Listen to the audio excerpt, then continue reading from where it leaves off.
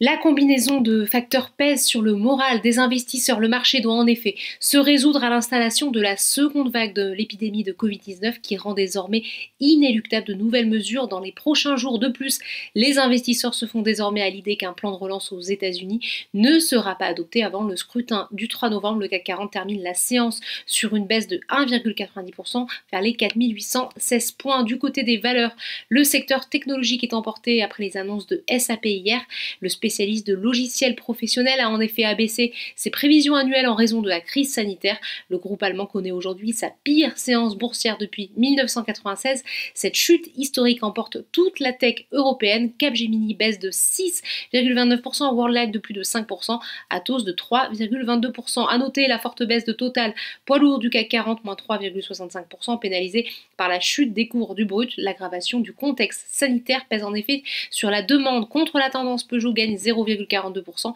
La Commission européenne va donner son feu vert au projet de fusion entre les constructeurs automobiles Fiat Chrysler et PSA, a rapporté aujourd'hui l'agence Reuters. Carrefour, ArcelorMittal et Hermès sont également en légère hausse.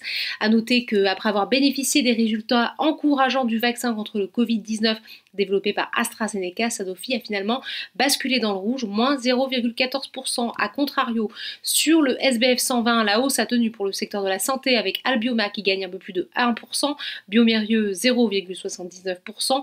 A l'inverse, Technip, FMC et CGG sont pénalisés par la nouvelle chute des cours du brut comme Total. Fnac Darty, porté la semaine dernière par ses résultats trimestriels, est aussi en fort repli. Maison du Monde lâche également plus de 6%. Le groupe publiera demain soir son chiffre d'affaires du troisième trimestre. Lourde chute aussi pour Europcar qui fait état d'un chiffre d'affaires trimestriel divisé par 2 et indique qu'il ne lui est désormais plus possible de fixer d'objectifs financiers pour 2020. Le titre perd plus de 7%. Enfin, on termine par les marchés américains où l'accélération du nombre de cas d'infection au Covid-19 pousse à des reconfinements localisés. À cela, l'absence d'accord sur un plan de relance fait lourdement chuter les trois indices. Voilà, c'est tout pour ce soir. N'oubliez pas, toute l'actualité économique et financière est sur Boursorama.